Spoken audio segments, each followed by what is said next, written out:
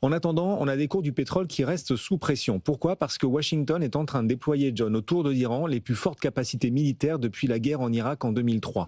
Comment regardez-vous ce qui se passe et les impacts qu'aurait une guerre ouverte entre Américains et Iraniens? Alors, on passe la ligne rouge hein, à ce niveau-là, s'il devait y avoir une vraie guerre. Hein.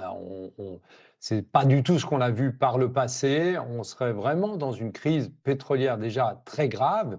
Évidemment, on l'a dit tout au long de la semaine, le détroit d'Ormuz, ben, vous avez quand même 25% du pétrole mondial qui transite. Donc, s'il y a une perturbation, évidemment, eh bien, le baril passe au-dessus des 90, voire des 100 dollars quasi immédiatement. On est dans un choc pétrolier qui oblige les banques centrales à, à laisser les taux où ils sont, voire à remonter les taux, parce qu'on sait qu'on sera dans une situation où il y aura de l'inflation. Encore une mauvaise nouvelle pour Donald Trump. Pourtant, c'est lui potentiellement qui va appuyer sur le bouton pour qu'il y ait une intervention militaire en Iran. Et puis, évidemment, les impacts qu'on verrait, et on le voit déjà un tout petit peu sur le dollar, hein, depuis quelques jours, eh bien, le dollar et les valeurs refuges s'apprécieraient. Et on l'a vu avec le dollar, on le voit avec l'or, puisque aujourd'hui on repasse au-dessus des 5000 dollars l'once et aussi au niveau du franc suisse. Donc en fait, les conséquences vont nettement au-delà de l'énergie, perturbations sur le pétrole,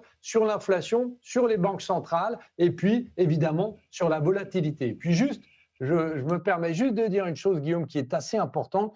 On rappelle que l'Iran, c'est la troisième réserve de pétrole au monde et la deuxième réserve de gaz au monde.